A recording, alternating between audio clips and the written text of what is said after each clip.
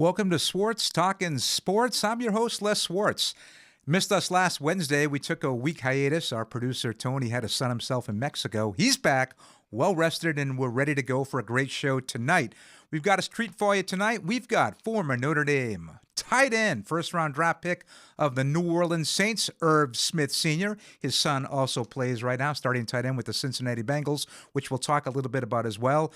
We'll have Benny the Book, the King of Carolina's back with his picks. And at the end of the show, we're going to do how the movies are going. We'll look at the semifinals, the finals in each category between football, baseball, basketball, and other. A couple surprises in there, so curious to see how that all turns out. But without further ado, let's bring on Irv Smith Sr. Irv, how are you? I appreciate it. And I want to let everyone know out there, we've got a live chat tonight. We've got Joni is back. So if there's anything you want to talk to Irv about, his career, what's been going on, what he's doing, his son playing with the Bengals, shoot us a question. We'll have Irv answer that. So, Irv, let's get right to it. I believe you grew up in New Jersey. When you're growing up, and I should have asked this question to Vince Coleman and Charles Oakley a couple weeks ago, when you were a kid and you're playing in the backyard with your friends, neighborhood friends, who was the guy that you played, right? Who was your favorite player that you thought was the coolest back in the day?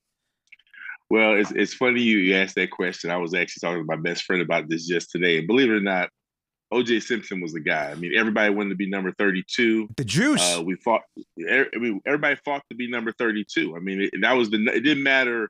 You know, when you were on the football field, Right. the top guy, the number one player, the guy who was like the best guy on the team or in the league or whatever it was always number 32, and it was always because of the juice. Wow. Okay, that's interesting. So, were you a running back growing up, or you're obviously a big guy playing tight end in college in the NFL. Were you always bigger? Did you move around offensive line to tight end? How did that work out?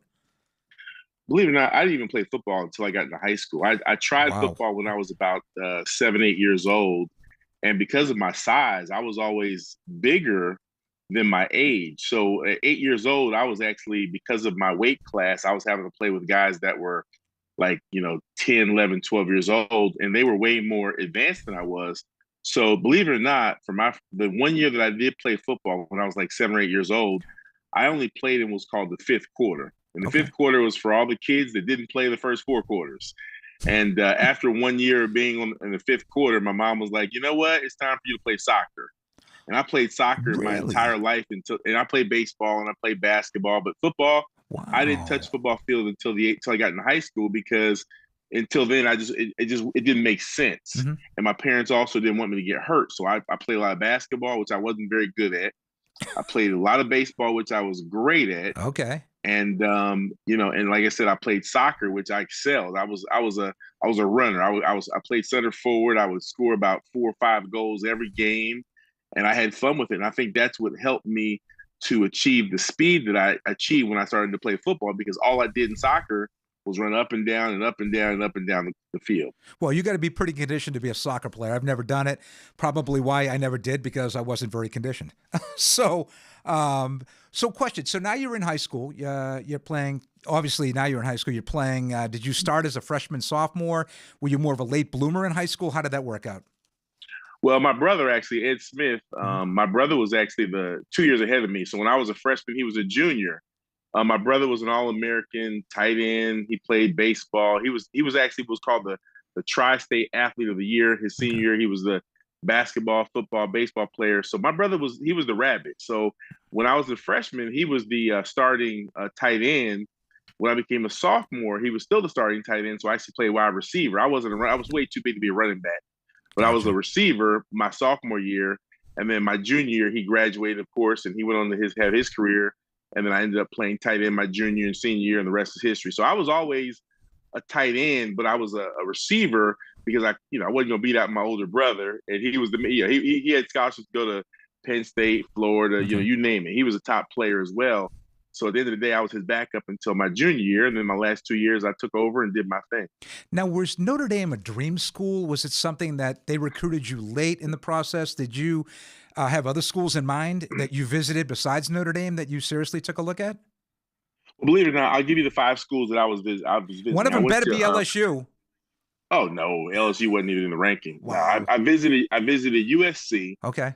The only reason I visited USC because I was from New Jersey and I wanted a free ticket to California. You're honest. I like it. So I like it. I visited USC, and the Okay. very next week, UCLA got word that I came out to California. They said, "Well, hey, Irv, if you can visit USC, they're in Watts. Come out to see us. We're in Beverly Hills." I said, "Okay, great." Nice. So I flew back out to California to visit UCLA. Okay. Then I visited Florida State, and that was actually Deion Sanders' senior year. It was Florida State Florida weekend. Okay. So I went to Florida State, and Bobby Bowden, and did the whole Burt Reynolds Hall, and it was a great experience. Nice. And then I went to Clemson, which is my 4th visit. Okay. My 5th visit was University of Auburn. I was going to go to Auburn. It was my last trip. As I told you earlier, I played baseball in high school as well. Actually, I played baseball in college too, but baseball was my favorite sport. Okay. And I wanted to be, back then, that was when Bo Jackson was at the top of his game. Everybody wanted to be like Bo. So I wanted to go to Auburn. I wanted to play football and baseball like Bo Jackson. I wanted to play professional baseball and hopefully professional football like Bo Jackson did. So my last trip was Auburn. And I get a call the Monday before my Friday recruiting visit from the University of Auburn that said, "Hey, Mr. Smith, we're sorry, but we just signed 2 tight ends from the state of Alabama. We no longer have a scholarship for you." Wow. And I was heartbroken because I was literally saving the best for last. And you were going to play both sports there, right? You were planning on doing that. Yeah, of course. I mean, wow. I only wanted to go there because I wanted to be like Bo. Okay. So at this point, I had 4 visits down, and I verbally committed to Clemson because I said, you know what? My next best trip is going to be Clemson. I verbally committed to Clemson, and that week, Notre Dame convinced me to come out for a trip. Now, there was only one reason I did not want to go to Notre Dame. They had a guy by the name of Derek Brown, who was All-American freshman year, won the national championship, 6'7", 270 pounds. Oh, yeah. He was a stud. And I said, why would I go there and be his backup for 3 years? So I was going everywhere but Notre Dame. So if you notice the 5 trips I said I was going to, Notre Dame wasn't even included. So at the end of the day, Notre Dame convinced me to come out for my 5th trip because you get 5 free trips. They said, Irv, just come out for the trip. You get a free trip anyway. I said, you know what? I'll come out for the trip. And here's the crazy thing about it. At the time, my brother, I tell you something about my brother, but my brother was actually playing minor league baseball for a team called the South Bend White Sox, which is literally in South Bend, 5 minutes from Notre Dame. So I was like, you know what? I'll go out and see my brother for the weekend, take a free trip to Notre Dame. I'm going to Clemson. So Clemson begged me not to go on the trip. But I said, I'm going for this free trip. So I went. And the entire time I was at Notre Dame, all I kept saying with myself was, I can't come here. I can't come here. The crazy thing was I sat down with Coach Holtz before I left campus. And Coach Holtz looked me in the eye and said, Irv Smith, we love you to death. You're a great football player. If you choose to come to Notre Dame, you will be Derek Brown's backup for 3 years. He told me that. Wow. And okay. He literally everything Notre Dame showed me in the 48 hours I was there, I disregarded. I said, you know what? There's no way in the world. If I don't go to Notre Dame, there's something wrong with me. Because when I went for my visit, the thing about Notre Dame was different than any other school. All they talked to me about was what my life would be after I graduated from Notre Dame for the rest of my life. Okay. All the other schools, Florida State, Clemson, USC, UCLA, all they talked to me about was playing in the Rose Bowl, playing major college football. It was all football related, right? It was all football. It was all football related. Notre Dame said, listen, we just won the national championship a month ago. We just won it. So as far as we're concerned, we can play football. But let me tell you what Notre Dame's going to do for you for the rest of your life. Okay. And it was so different that I got home from the trip. Now, believe it or not, my parents went to a few of my visits, but they didn't go to Notre Dame because I told them I wasn't going to Notre Dame. They said, okay, great. Well, if you can go to Notre Dame, then just go for yourself. Okay. I got off that plane and I said, Mom, Dad, guess what? I'm going to Notre Dame. And they could not have been more happy. They were grateful that I made the decision myself, but they could not have been more happy that I made that decision. And I can honestly tell you it was the greatest decision I ever made in my life. Wow. So have to ask, your first impressions of Lou Holtz. Well, you know what? The first impression you get of Lou Holtz is no different than the last impression you get of Lou Holtz. Lou Holtz is a great man. Okay. He was the Nick Saban of 1980s and 90s. He's going to get the best out of you as a person. He's going to get the best out of you as a football player. The thing that I admire most about Lou Holtz is that he can literally meet 100 people and he figures out what each 100 person, what makes that person tick the best, and that's the buttons that he pulls. Okay. He doesn't treat people as a group. He treats you as an individual. And I could tell from the moment that I met him that there was something special about him as a person, as a coach. And it was kind of ironic about 10 years ago when Notre Dame played Alabama in the national championship. Hadn't seen Coach Oates in close to 20 years. And it was a big reunion with a whole bunch of us down there in Miami for the game. And he saw us and talked to us like he saw us last week. Wow. Irv Smith, how's your mom and dad doing? And hey, right. I mean, it was crazy. He's the same guy today as he was when I met him 35 years ago. Wow. Okay. Well, I mean, you hear good things about Lou Holtzman from the players, you know, not the greatest things about from the players who played against him, but for the players who played, they loved him, revered him. You know, looks like an incredible motivational type coach from some of the speeches in the locker room that I've heard on the sidelines, things like that. Really got you guys going. Always, we got a comment right here. Always love Lou. There you go. Another Notre Damer. We got to love it, right? You get there. They win a national championship the year before. Tony Rice, I think, is your quarterback your freshman year? Yes, sir. And you guys used the Rocket. You played with the Rocket. You beat Colorado. And you finished number 2 in the polls, I think, your first year, correct? So I went down. He knocked himself off. Whoa, okay, technical difficulties. This happens with live television. So we hope to get her back on. He got himself off the cam for a second. So, well, hopefully, maybe we can get Benny in here. Can we get Benny in here maybe and just talk a little bit about what Irv said? Benny, this has never happened to us. We've never done this. This is like really on the fly. So what do you think so far? I mean, he had some interesting stuff about going to Notre Dame, and that wasn't even a top 5 school. I'll tell you. Oh, here he's connecting now. Okay. I'll tell you. I went to visit Notre Dame, and I was always a Notre Dame fan, and I always wanted to go there. And the one time that I went there, it was like it's a special place. It's like no other college campus. I mean, you know. Well, we have him back.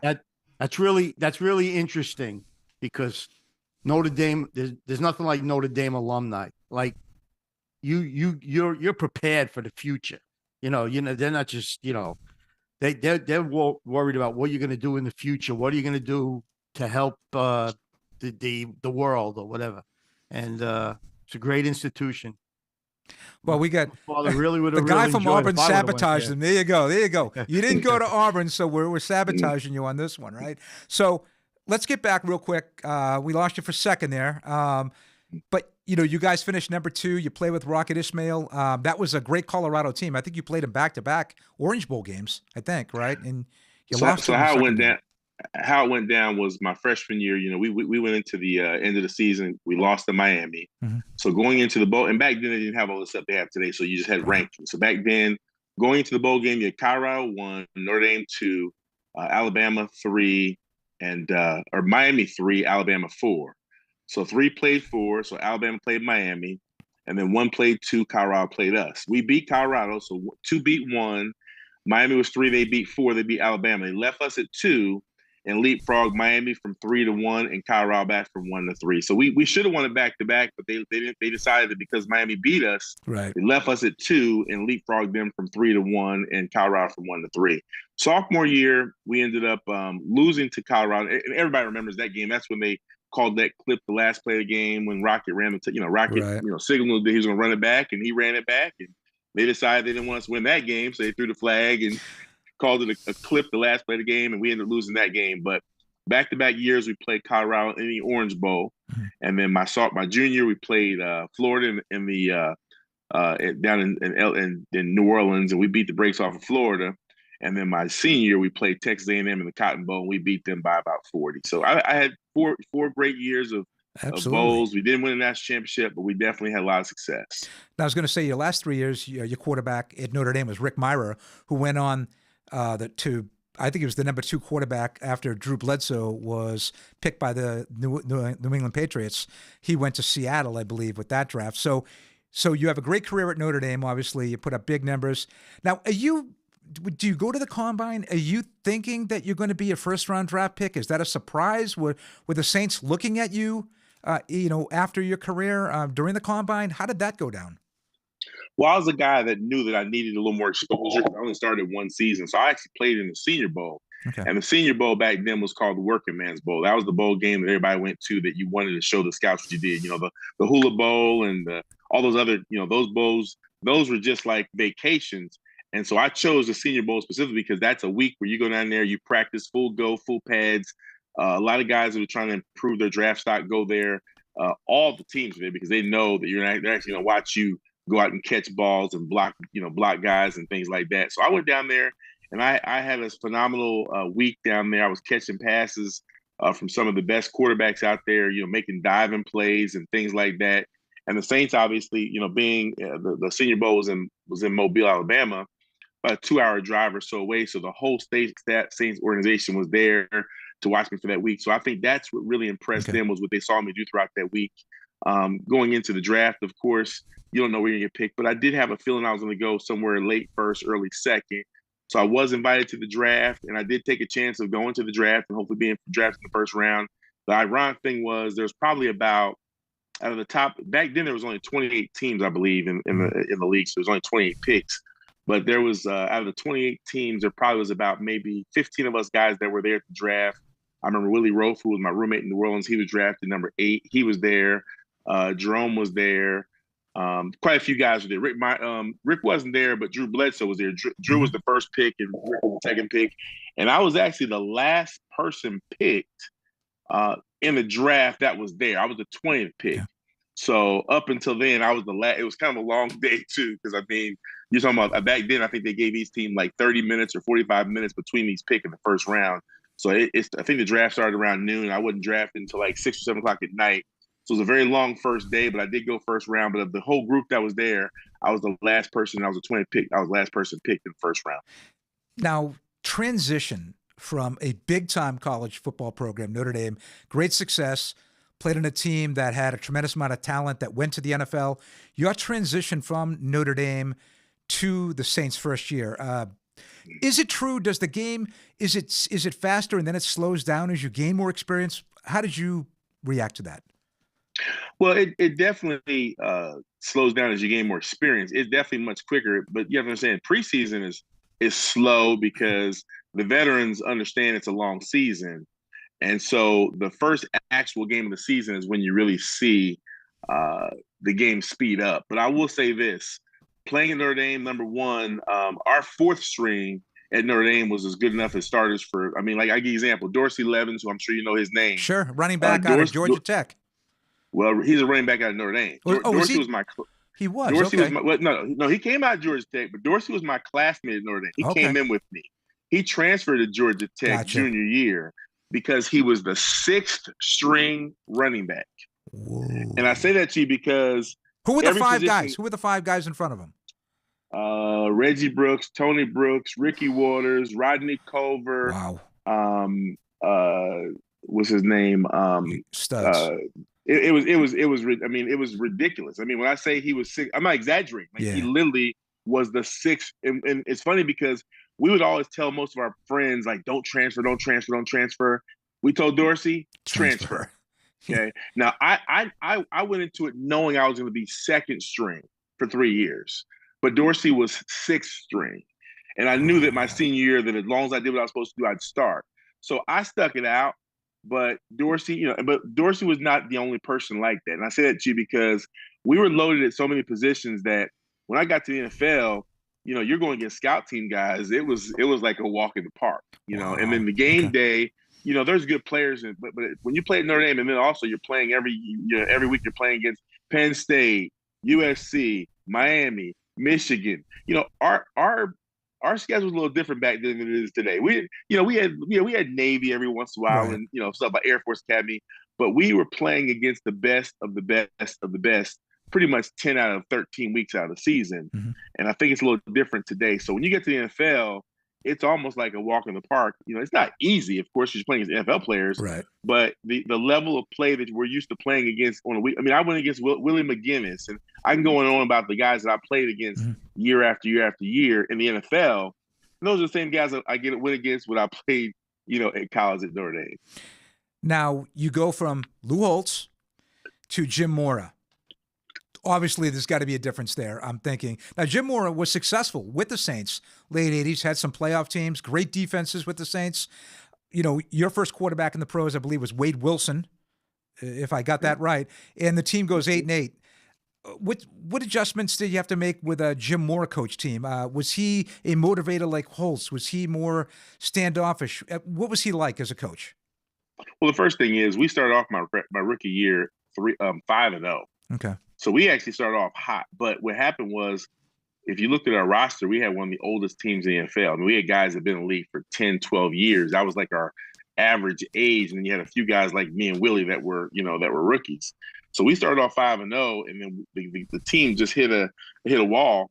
And so we lost 8 out of the last 11 games. So think about how tough that is to lose 8 out of your last 11. We finished the season. So when you say 8-8, well, it's 8-8, but it actually was 3-8.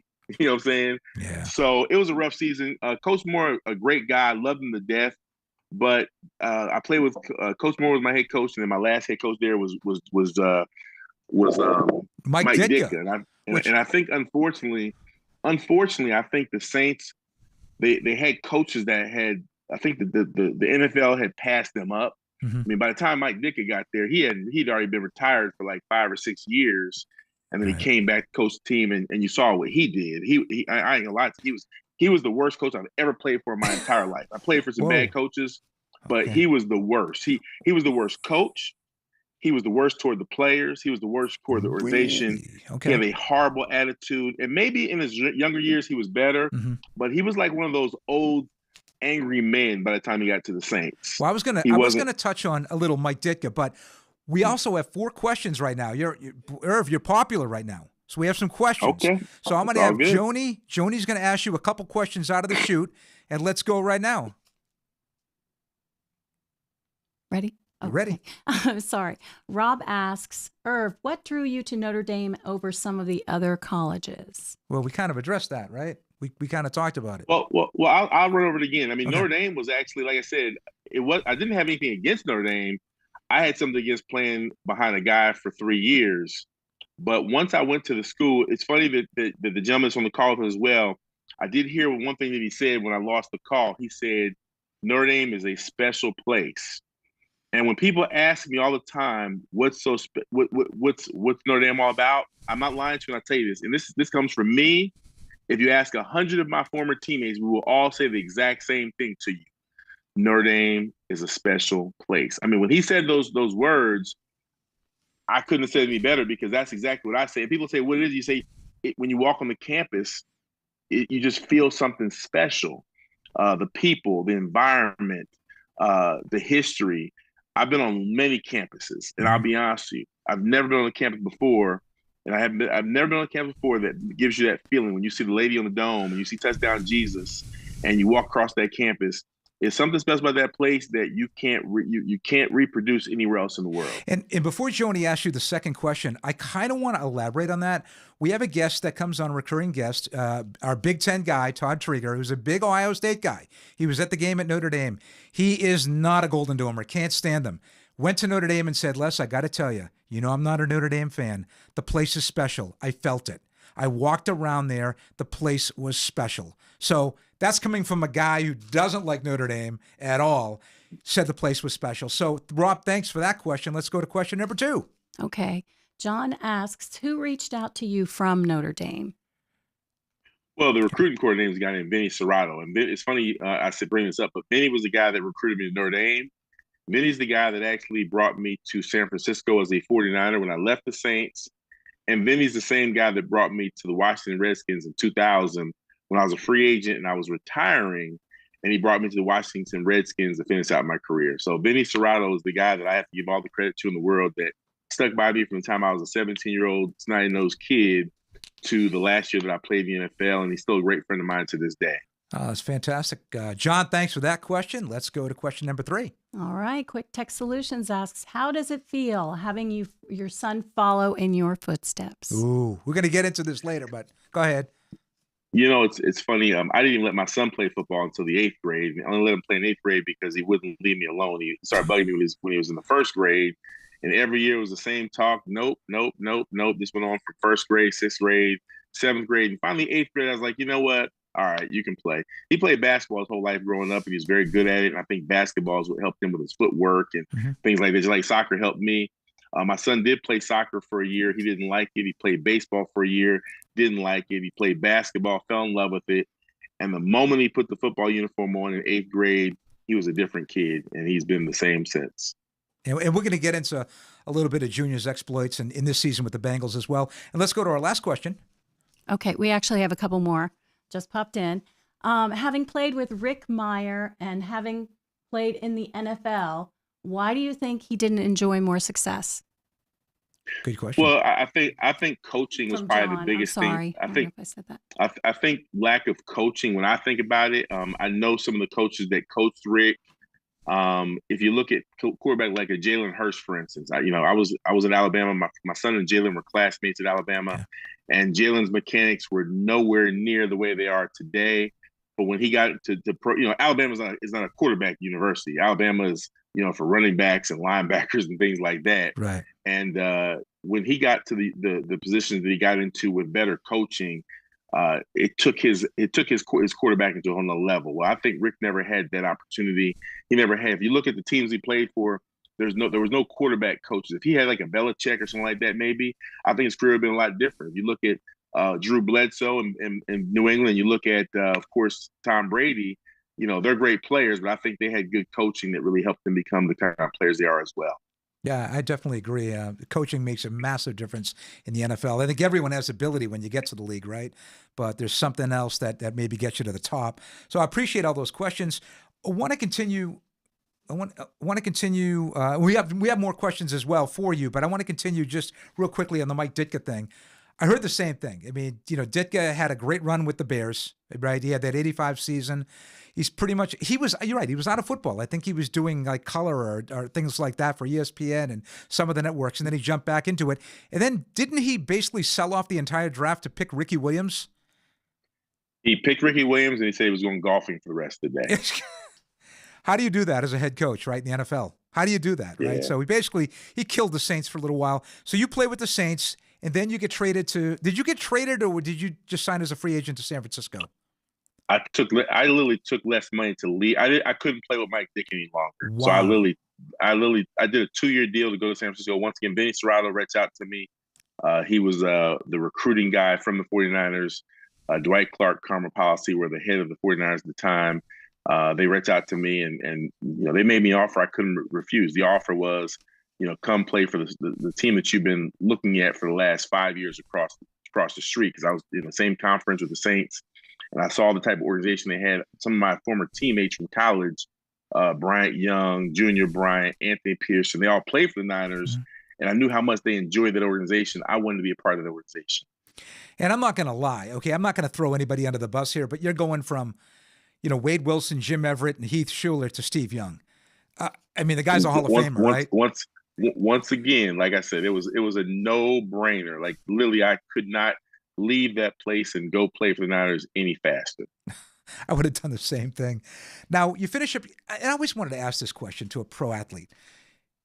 Do you know, nobody wants to end their career, right? You want to keep playing as long as you can, but for you, was it something that at the end of your career, you just said, something, I've had enough of this life?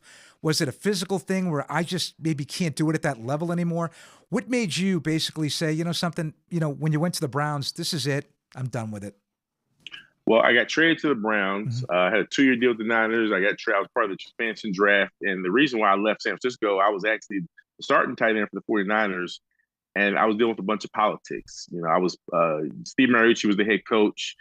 We had a great team. The receivers was Jerry Rice, Terrell Owens, J.J. Stokes. Steve was the quarterback. Garrison Hurst was the running back. Star-studded team. I was the starter. Halfway through the season, I had 25 catches, 5 touchdowns. I was doing pretty well, especially sharing balls with those guys. And they came to me week 8 and said, hey, you know what? Coach decided they want to go a different direction. They want to play this other guy over top of you. And believe it or not, that guy finished the season with 5 catches and 1 touchdown. And they came to me when the season was over and said, hey, Irv, you're not the starter any longer. So we need to take a pay cut. It was a game. I said, nah, Yeah. I'm not doing that. So just go ahead and trade me. Was it And so Vernon they traded Davis? me. Was that Vernon Davis? No. It Okay. was a guy named Greg Clark. Okay. Good friend of mine, great friend of mine. Mhm. But it just didn't make any sense where, here I go in there and I'm doing my thing. But once again, a lot of politics. Gotcha. So I left there, went to Cleveland, and be quite honest with you, I went from the 49ers organization, which you couldn't find any better, to the new Cleveland Browns, which you couldn't find any worse. Brand new team, expansion team. Chris Palmer was the head coach. It was a horrendous season. We finished that year 1-15. Oof. And I won't get into the schematics of it. The bottom line was, it was so heart-wrenching that I took away my love for the game. Yeah. And I got talked into playing one more year, going to the Redskins with Vinny the next year in 2000. And I got in the middle of training camp, and my heart just wasn't any longer. And I walked into Coach Turner's office. I handed him my playbook, and I said, Coach, I'm done. He said, what do you mean, Irv? I said, I'm done. I can't do this anymore. I was tired. I was tired of the politics. I was tired of the games. I was tired of losing. I was tired of moving around season. Went from New Orleans for 5 years to San Francisco for a year, Cleveland for a year, Washington. I was like, I'm done. And so literally, I turned my playbook in, and I never looked back. And I can honestly tell you, it was the greatest decision I ever made. My son was 2 years old, and it allowed me to focus on him. And hey, you know what? I didn't plan on my son being a professional football player, but here's the difference. I liked football. See, I loved baseball, but I couldn't hit the curveball. I liked football. My son loves football. So I was able to invest in him, and now he's doing what he loves. And be honest with you, I love watching him play more than I enjoy playing football. And we're going to touch on that a little bit, because I know we had a conversation prior to going on the air about what's going on with Cincinnati and things like that. But we do have a few more questions that if you'd be nice enough to maybe hang out and answer a few. So let's go to Joni. And Joni, I know we got a few questions for Irv. Let's go. We do, yes. You actually beat John, one of our listeners, to the punch, because you asked about Dick trading away his entire draft for Ricky Williams. So we won't ask that, but I just wanted to acknowledge that question from John. Tech for Fun asks, what do you think sports does for kids as far as teaching them values and discipline?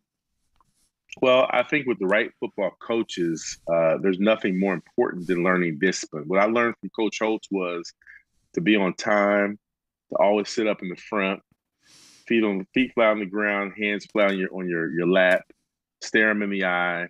It just teaches you, if you're not 15 minutes early, you're late. This has nothing to do with winning football games. It has to do with the kind of person you turn into from what football does for you. And that's the person you turn into, not when you're 20 and not when you're 30, but when you're 40 and when you're 50 and hopefully when you're 60 and when you're 70. That's what sports has done for me, because I had coaches like Lou Holtz, that invested in me when I was young. And I always tell people, I wasn't raised military, but at Notre Dame, you're raised military. And I think military values are some of the best values. Yes, sir, no, sir, and things like that. And if you can get that if you can get that impressed upon to your child, there's nothing better. Irv, I preach this all the time in every walk of life. Accountability. Be accountable for yourself and your actions, right? I mean, it's what it's all about. That's right. And that's what, when you're playing sports, see, football is the greatest team sport in the world. Baseball, you can go up there and hit a home run and change the whole game. And, basketball, you can go out there and score 40 and 50 points and change the whole game. But in football, there takes 11 guys in that field, and one person breaks down in any play. I don't care how open you are. I don't care the ball you throw. Everything has to work together. It shows every single week. So football to me is the greatest team sport, and it can teach the greatest lessons for young people that make them great, people in society for years to come. Great question. And I think we've got one more, Joni? Yes, we do. From John. Irv, did you end up playing baseball at Notre Dame? I did. I played baseball until my junior year. And believe it or not, it's kind of funny, as I was sitting here waiting for the newscast to come on, one of my teammates and the other guy that was responsible for me going to Notre Dame, a guy named Craig Counsell, who was the coach of the Brewers. He's now the head baseball coach of the Cubs, I believe. And right, I just signed him. And I just found out just right before the broadcast, the guy that's secondly responsible for me going to Notre Dame, who was the baseball coach at Notre Dame, a guy named Pat Murphy, Pat was our coach at Notre Dame. He was our baseball coach. He was Craig Counsell's coach. He was my coach. We were teammates.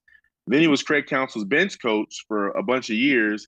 just got promoted to be the manager of the Milwaukee Brewers as well. So I did play for Coach Murphy, and I did play as teammates with Craig Counsell until my junior year. And once I figured out I couldn't hit the curveball, I had to give the game up. I could never hit the curveball, so there you go. Before you go, I do want to bring on again, thank you so much for spending time with us today. Let's bring Benny back on, because I know Benny's, a big Notre Dame guy, and we're going to talk real briefly about, Irv Jr. So great career at Alabama, plays for Nick Saban. Listen, people can say what they want to say, but if you look at the records, the guy's the best college football coach that's ever coached. I mean, he did it at LSU as well. He won a national championship at my favorite team. He turned Michigan State around. He's been unbelievable. When they lose 2 games and they go 11-2, it's a down year in Alabama, right? So it's been incredible. Right. Benny, I know you had a question about tight ends. You were talking about that with Notre Dame. Maybe you can, Irv's the tight end at Notre Dame, right? So, yeah, Irv. Notre Dame's always been known for having great tight ends. What do you think the reason was? Was it like coaching, or they just recruited well at that position, that they got all you guys with talent? Every year they have a great tight end. I mean, it's year after year after year. It started way back with Mark Bavaro, of course. And I'm sure there was guys before him. Like and when you're recruiting young kids, and you can say, hey, look, here's a guy that played at a high level here at this position. Notre Dame has had great players at every position, whether it be quarterback, running back. But Notre Dame seems to be has always been one of those places where, when I was there was 3 of us that could have played for any NFL team. Derek Brown, myself, actually it was 4 of us. A guy named Frank Jacobs, who he actually hurt his ankle, played minor league baseball. Oscar McBride, this guy was like 6'6", 270 pounds, and myself. We had four guys on the roster at one time that were all NFL caliber guys, let alone Kyle Rudolph and all the list goes on year after year after year after year. So we've just been very fortunate that we recruited. I mean, coaching is always good, but the athletes that we brought in at tight end, I think, have always been on a level. I think John Carlson was there. He actually lives out here in Arizona by me. Yeah. So it's just been a history of guys. Obviously, when you play at a major level, you have to have certain things you bring to the table. If you're 5'9", you're not going to be a big, great tight end. Yeah. But they bring in guys that are 6'4", 6'5", 6'6", 6'7", that can run and catch a football. And we've been very fortunate to bring a lot of those guys in. And I'm sure we'll have a lot more in the future. Well, Irv, I know you're going to be going to Baltimore, I believe, right? Thursday. Are they playing? Is that the game in Baltimore? Yep, tomorrow night, believe it or not, Thursday night. Yeah. All right, so we need Junior to have a big game. A couple weeks ago, kind of broke out a little bit. Great touchdown catch, and then all of a sudden, the Bengals go away from the tight end. What is the deal in Cincinnati? I just think that it's got to be direction. I mean, at the end of the day, when your tight ends go out there and catch 10, 11 balls for you, and they're one of the main reasons if they don't do that 2 weeks ago on Sunday Night Football, they don't win that football game. That's a fact. Right. So it doesn't make sense to me where you do it, it's successful for you, and you go away from it. The problem that I think in Cincinnati is that they've got 3 top receivers that they're trying to make all 3 of those guys happy. And it's almost like when I played in San Francisco, one of the problems with Steve Mariucci to me was he was a people pleaser. He wasn't thinking about winning football games. He was trying to make sure that Steve was happy and Jerry was happy and Terrell was happy. And that's all. He didn't care about winning. He cared about making guys happy. Well, I think the same thing's going on in Cincinnati right now. They have favorites to try and make happy, and they're hoping they can win in spite of that. Because when you're throwing the ball to guys that are double and triple covered, and you got guys that are wide open, you're not even throwing the ball to them. I mean, to me, coaching is common sense. I mean, you're trying to win a football game, throw the ball to the guys that are open. And that's what they're not doing right now. I agree 100%. Well, I got to tell you, you're a hit on this show. We've gotten a lot of questions. We're getting a lot of great comments. You've been an amazing guest. Very refreshing. We're getting comments out there. So, again, we appreciate it. Before we let you go, though, we got to ask you this question. We are doing best sports movies of all time. We rate them by football, baseball, basketball, and other. That's like hockey and all other sports. Your favorite football movie of all time, what is it? Remember the Titans. Okay. Got it. Okay, so got it, Les. In our final, it's Remember the Titans against Brian Song for the final of the football. Okay, right. what about basketball? Oh, loving basketball. I do remember that. That's the one with the USC. Her name is Asia in the Yes. thing, and she played at USC or Yes. something. Okay. Yeah. All right. That didn't make our list. How about It's baseball? all good. Favorite baseball movie? Oh, A League of Their Own.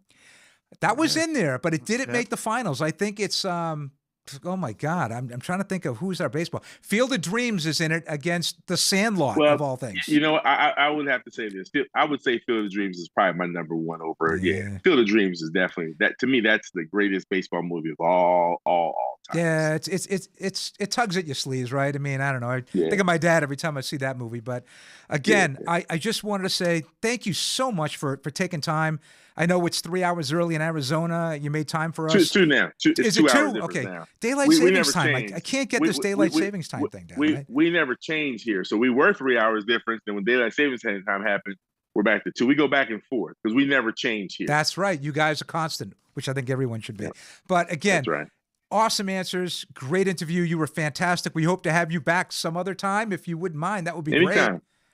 Anytime. All right, Irv, listen. We hope for great success for Junior Thursday. We hope the Bengals win. He has a huge game, and we wish you and your family a very happy Thanksgiving. With that, we'll be back with Benny the Book after this. Thank you, guys. Jim's Pawn and Gun Shop, Pleasure, located you guys at as well. 4212 Oleander Drive, Wilmington's #1 firearms dealer. Sporting a large inventory, including all brands of handguns and long guns, a full stock of accessories, and all types of ammunition, Jim's Pawn and Gun Shop has it all, including the best customer service in the area.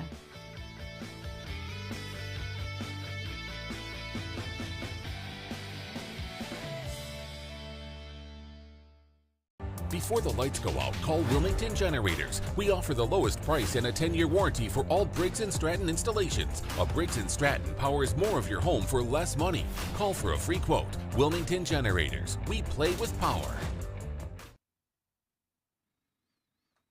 Welcome back to Swartz Talkin Sports. Again, very, very thanks to Irv Smith, Sr. He was outstanding.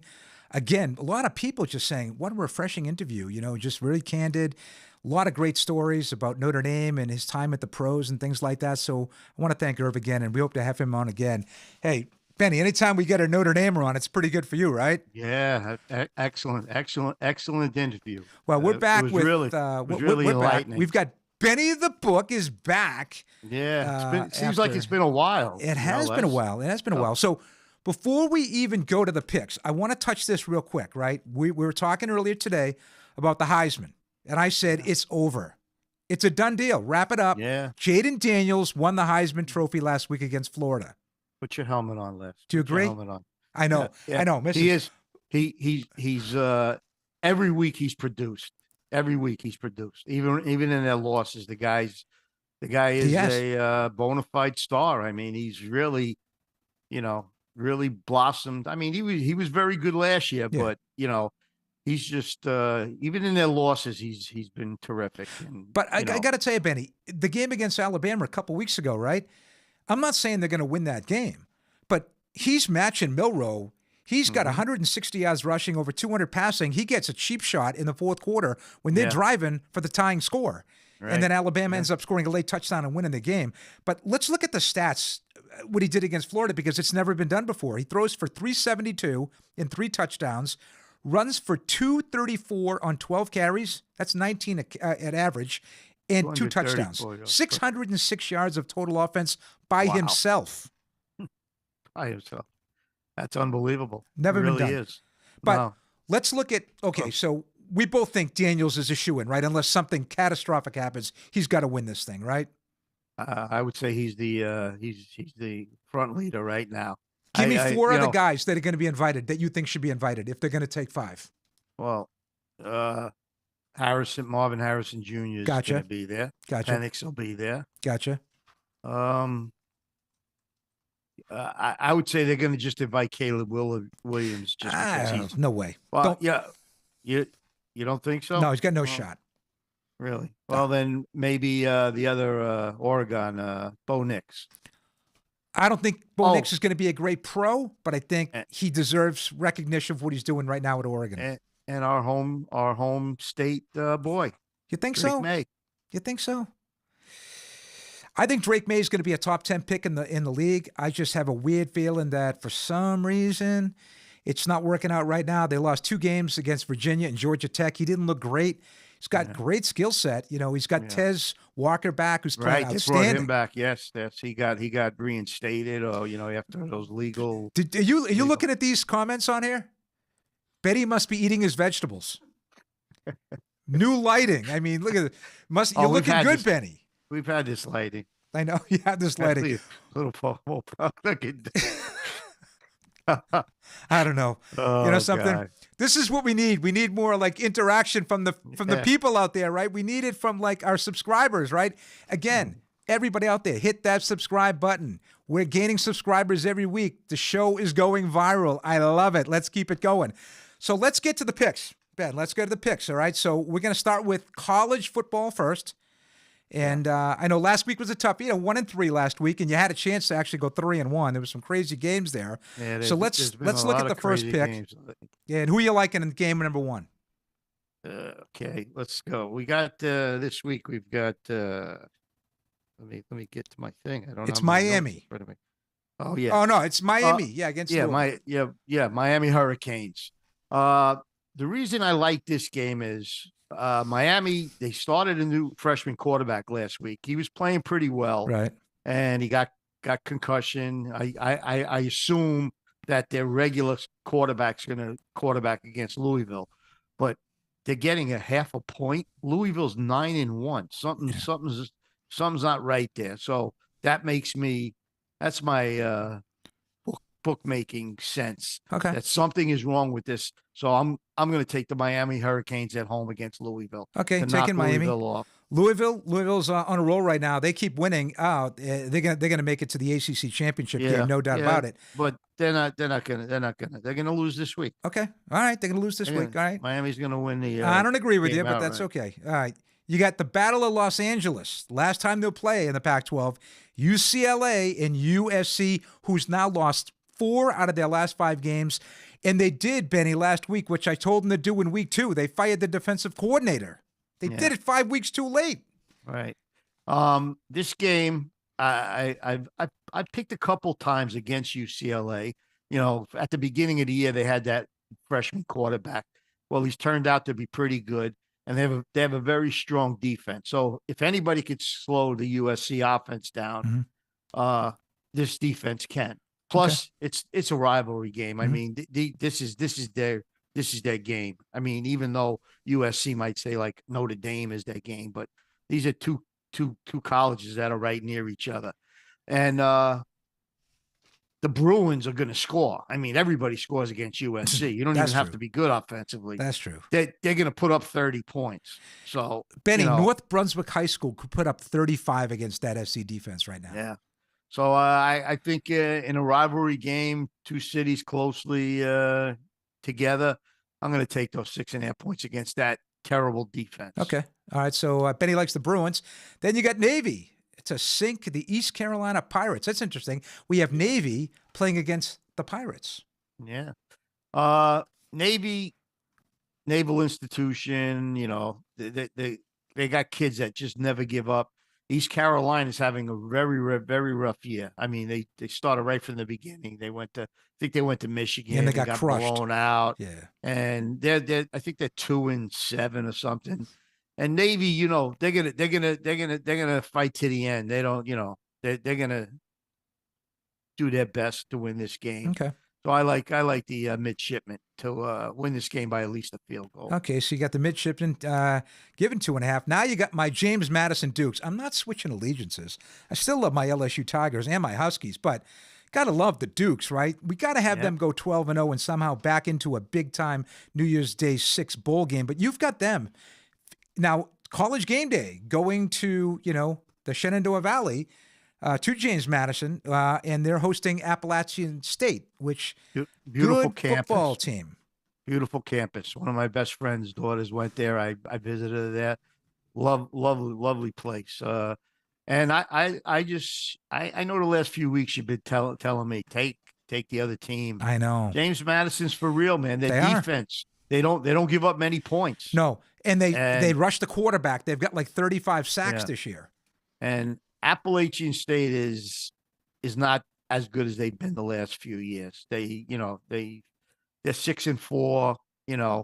James Madison is going for like that perfect record. They really have nothing to go fight for, because you said that they cannot win their conference championship. Correct. Because it doesn't, like you said, doesn't make sense. It makes no sense. Stupid. They're going up in class. Why penalize the team? I mean, it doesn't make any sense. Doesn't make any sense. So I think they have a lot of incentive to win these 12 games, and I think this week's going to be another one. So I see them winning by 10 or more. Before you make your pick on your West Virginia Mountaineers, we do have two questions in here, and we're going to have Joni. Let's see how those questions. Okay. Tech for Fun asks, okay, I have a question for you two. Do you ever DVR games and watch them later? I always feel if I miss it live, I shouldn't watch it at all. Oh, I do. Why? Do you, Benny? No, I don't DVR games. Why? Watch them later on. I'm going to tell you why. Because I can get through all these ridiculous commercials and I can watch a game in 45 minutes because I've got an amazing girlfriend that we usually have something to do, and I'm not going to sit at home and watch college football all day. That's that one. Okay, question number 2. Question number 2, Tech for Fun. I have a thought experiment. What if you put the top college football team against the worst NFL team? No. Who wins and why? Take this, Benny. We discussed this a few weeks ago, and without a doubt, the worst NFL team would crush the best college team. There's no, these guys will all, you make it to the NFL, they were all special players in college. So you got a group of special players, even though they're not the best pros, they're the best college players putting in a group together. That's a simple, and I've been told by pro athletes they would kill the best Alabama team would be killed by the worst pro. We should ask Irv that question. Yeah. I wish that was on when Irv was there. Well, thanks for those questions, and keep them coming. Obviously, you've got questions for Benny or I. We'll answer them. So Benny, you got 2 extra picks this week in college. Yeah, I had 6 games written down, so I said let's give 2 bonus picks here. Right. My West Virginia Mountaineers. They're a tough team. Cincinnati is not very good. I knew last week that they were going to have their hands full with Oklahoma after losing 2 games in a row on the road. They were in for a rough one. They took the ball the first series, walked right down the field. I said, "Oh, maybe I'm wrong," but they couldn't stop Oklahoma. They got a great running quarterback too. That guy's got some very good stats. Yeah. So, but I think they bounce back and they cover this. They cover the 6.5 points against Cincinnati. Yeah, I like it too. Cincinnati is not the same team that Luke Fickell coached a couple years ago, right? So they're not that good. Yeah. And then is the big one. This is the big one of the week where college game day should be, really. Yes, you've got Oregon State, which now is in the top 10 in the college football playoffs, right, against the number 5 Washington Huskies, undefeated. But what do the Huskies don't do well, and what does Oregon State do well? Oregon State runs the football, and the Huskies can't stop it. Right. Yep. And they also have a pretty good pass rush. They do. They got two ends that are pretty good defensive pass rushers. So I think it's been evident. Penix, they've even slowing down a little bit. Did you see that? Look at that. Navy against the Pirates. I see I'm a pretty crafty guy, John, okay? You got to give me a little credit here for being a little bit smarter than you think, okay? So let's just recap real quick in college. Benny likes Miami. He likes the Bruins in the crosstown rivalry against the Trojans. Navy to sink the Pirates. James Madison to keep that undefeated record. West Virginia to beat Cincinnati. And Oregon State to beat Washington outright and take control of the Pac-12 with that win. Now let's go to the pros, and let's take out Benny's picks. I know that, Benny, you got to check these graphics out. Tony, our producer, has outdone himself, okay? We've got amazing picks, although it looks like in that picture you have one arm missing. Yeah, I'll tell you. Oh yeah, I didn't notice that. Yeah, It looks like there's an arm one-eyed. missing. We'll have to Yeah. figure that out, but that's okay. But Just letting yeah, everyone know, Benny does have both his arms. I didn't think I was that good. At least I'm over 500. That's in the NFL, anything goes. Oh, I know. mean, Cincinnati riding high, beating San Francisco at San Francisco, winning again. And then I know the Texans are a up and coming team. The kid Stroud is playing outstanding football. But Cincinnati, boy, dropped a pass wide open in the end zone. He catch it 99 out of 100 times. They should be going to Irv Smith Jr. Maybe they would have won the game last week. They might have. They might target the guy, right? Yep. Well, let's look at the pros. So you've got 4 your best games right now. We're going to start out with the Miami Dolphins against the Las Vegas Raiders. The Raiders. The Raiders, I know they won their last 2 games, but take a look at who they beat. And they have no offense. The Giants and the Jets. Right. They beat the Giants and the Jets. And the Jets should have beat them. So I think Miami off the bye, their offense, they got a high-powered offense. 12 points, Benny. They'll win by 28. 20. They win by first. 28. Benny says the Dolphins 28 over the Vegas Raiders. Okay, They so win by 28. all right, we got Miami. Now you got your Jacksonville Jags, and they're kind of disappointing, kind of hot and cold this year, right? Lawrence has kind of not played fantastic. Yeah, well, they started out slow, right? They lost their first 2 games. Mm-hmm. Then I think they won 5 in a row, and I think they caught San Francisco on a bad day for them. San Francisco got Deebo Samuels back. They got a bunch of their guys. They lost 3 in a row. They had enough. I feel that San Francisco is the team to beat. When they have all their players, I don't think anybody's going to beat them.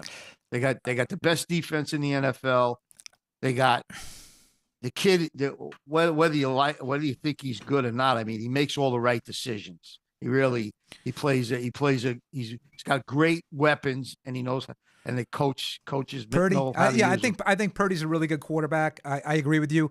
He was kind of void of some weapons for those 2 or 3 weeks. McCaffrey was down. Yeah. Samuel is a multi-threat as a receiver. He can catch the ball deep, short, and run. So, and now he's got George Kittle fully healthy. He had a big game last week. But but you like Jacksonville though to beat Tennessee by at least a touchdown. Yes, Tennessee's. They're playing out. They're playing out the string. Tennessee. They'll probably break up their team. And they got the kid from Kentucky. Will Levis quarterbacking now. So, rookie quarterbacks in the NFL don't do very well. Okay, before we go to the Jets-Buffalo game, we've got 2 more questions for the book, and let's hear them. Okay, Tech for Fun asks, if you could go back in time and see only one game in person, any time in history, which one would it be and why? Oh, I got that one. Benny, what about you? That's a very good question. That's a really, really good question. If I could go back in time. Well, give me a game. It'd be a Notre Dame game. Oh, God. For sure. It'd be a Notre Dame game. What? You mean the game that Anthony Davis scored 6 touchdowns in the second half to beat them? Or Tony Dorsett. I wiped those out of my memory banks, those guys. It would be the Notre Dame Houston New Year's Eve day in 78 when Joe Montana had the chicken soup game. Yep, and they played in the freezing cold. Okay, to give you a little thing. I was doing a little gambling at that time, and just a little bit. I thought I had a lock there. I had Houston and Notre Dame over. I think it was 48, 43, whatever it was. And I turned the TV on. And all I see is ice, and I says, "How are they going to score?" And I think Notre Dame scored. They must have scored like 28 points in the fourth quarter to win that game. I mean, no one could move the ball, and then Montana took it down, and I won right at the buzzer there. It was one of those. Yeah, so I it would killed go me back because I wanted the Cougars to win. They ran the Veer, Danny Davis, Randy Love, Emmett King. Nobody knows who these guys are. I do. Nobody does. My game would have been to go back and watch the Patriots when they started their dynasty, that game against the Raiders in the snow, the tuck rule, just the snow falling, Vinatieri making probably the biggest kick in NFL history to tie it, and then winning it. That could be one of the greatest kicks ever. I think in the conditions.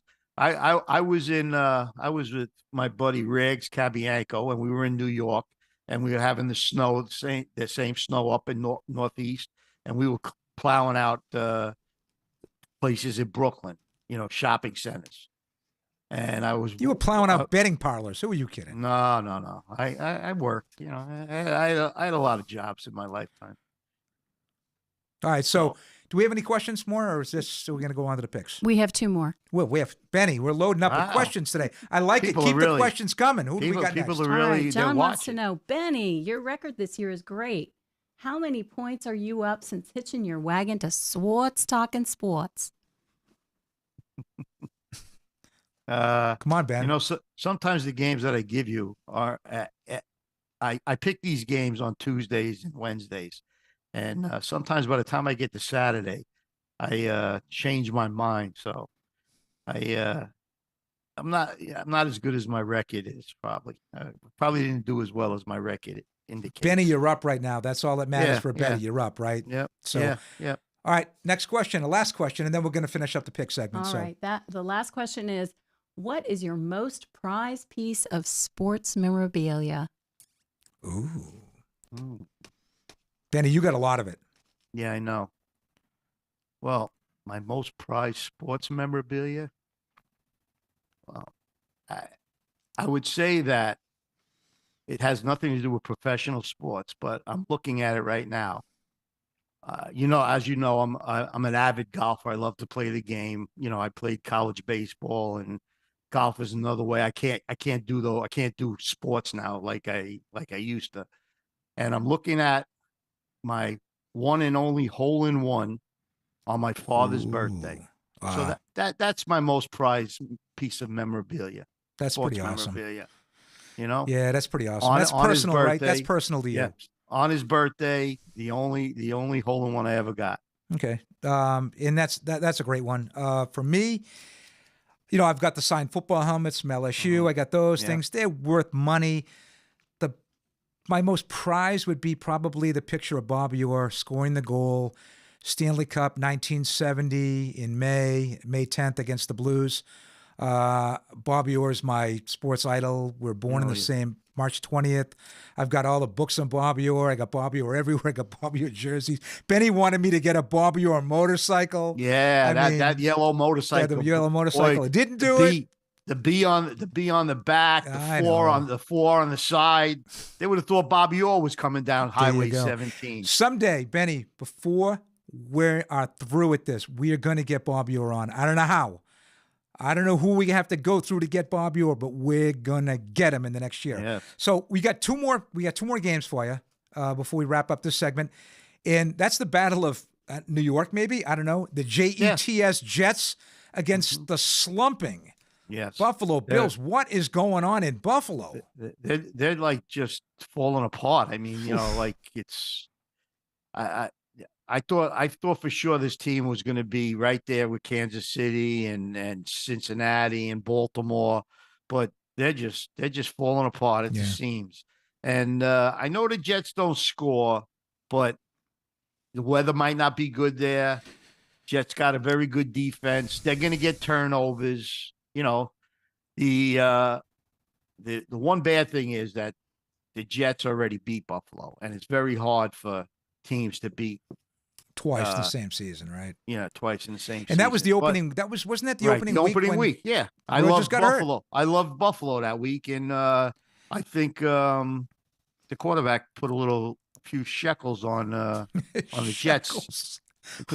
I will tell you this though, Benny. If Buffalo loses this game, that puts them at 5-6. Miami wins over Vegas. I'm telling you right now. Forget about the AFC East. They are going to be behind the 8 ball to just make the playoffs as a wild card team, right? That's an awesome memory, Benny. The Ravens, Cincinnati, Pittsburgh, and Cleveland, they're all over 500, 4 teams in one division. Yeah, so this is a must-win, right? So Buffalo's got to win it. But you like the Jets getting 7 points. Yes, I like the Jets plus the 7 points. The last game is the pros. You got we talked about it, San Francisco 49ers. You say when they're all healthy, they're the best team in football. Yeah. 11 and a half over the Tampa Bay Buccaneers against struggling Buccaneers. Tampa Bay couldn't beat teams at home. They're not beating. They're not going to San Francisco and winning. I agree. And you know what? You know Doug. Doug's a big Tampa Bay fan. He said to me, he goes, "That's a really good pick." He goes, "They're gonna crush Tampa Bay, and that's his team." All right. So if Doug says, and he's a Tampa guy, oh, he loves don't Tampa. take the Bucs. Go with the Niners. You got to go with the Niners. Yep. Okay. So. All right. And and that's it. All right. Yeah. Look at these graphics. For another week. Are these graphics fantastic? Oh, our producer does a great job. He does. Our producer is like A+. I'm telling you right now. So you like Miami, Jacksonville, put him up for an Emmy? The Jets, and the 49ers. Right. All right. Well, listen, Beautiful. we are going to be back next Tuesday, so we'll do another show before Thanksgiving. But I want to go. We have to do a commercial real quick, and then I'm going to come back with the finals of the sports movies. So, Benny, I want to thank you for coming on this week, being part of the show with Irv Smith, asking him some good questions. We'll see you Sunday on the golf course, as always. Yeah. Wish you best of luck, and we'll be back after this. Good luck, Millie's everybody. Ice Cream Shop, a full-service store in the Waterford Shopping Plaza of Leland, offering an array of tasty treats, including both hard and soft ice cream in a variety of flavors and delectable combinations to appeal to even the discerning palate, assured to put a big smile on everyone's face. Stop by today to enjoy your satisfying experience.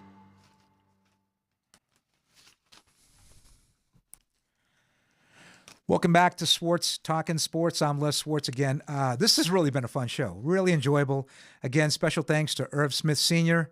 for coming on. I know he's in Phoenix, so really appreciate Irv. Great career, great stories about, going to Notre Dame and I can't even say the word Notre Dame. It pains me to say Notre Dame. I can't say it.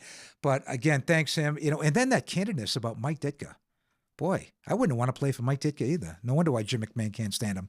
Anyway, so we're going to go to the sports movies. We are now have the finals of each category. So if our crack producer, Tony, can throw up the graphics on this, let's take a look at it. So football. Irv said it. He likes Remember the Titans as well. So it's Remember the Titans against Brian Song, everybody. So that's going to be the football final.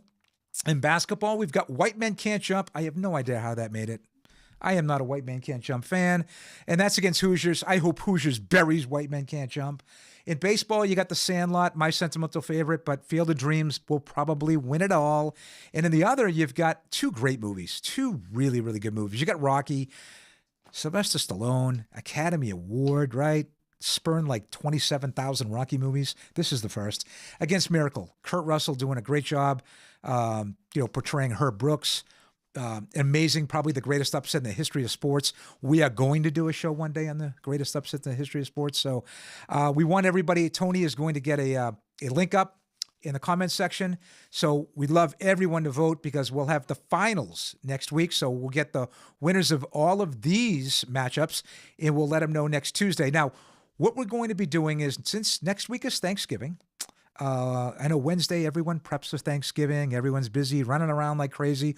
We're going to do a live show on Tuesday. We're going to switch it up a little bit. We're going to go a day earlier, and we're going to go 7 o'clock. Our special guests are going to be, we're bringing back Bob Harris, former Auburn All-American and St. Louis Cardinal, and Todd Trieger, our Big Ten reporter on the spot, big Ohio State guy. We got some big college football games coming up. We've got massive rivalries with national playoff implications. So we're going to bring both of them on. We'll do about 25 minutes, and then we'll bring the book on afterwards to do the picks before Thanksgiving. So I want to thank everybody again. Excellent show. You can, again, hit that subscribe button. Let us know, please let us know you're out there. We've gotten a lot of subscribers the last 2 weeks, so we appreciate that. Again, I'm sorry for missing last week's show, but we'll be back on in the next couple weeks. Just teasing a show, the end of this month, we're going to have on Albert Chester, former quarterback at Florida A&M University. We're going to do a show on the history of black quarterbacks in the NFL, the struggles that they adhered to in the 70s and moving forward, and now how it's kind of flipped. Look at all the African-American black quarterbacks in the NFL now as compared to they were in the 70s. So I want to thank my producer, Tony. I want to thank my chat girl, Joni. Outstanding job. I want to thank everyone out there. Great questions. Great contributions to the show. Great feedback. We'll see you again next Wednesday. Wishing everyone a great week. Take care, everyone.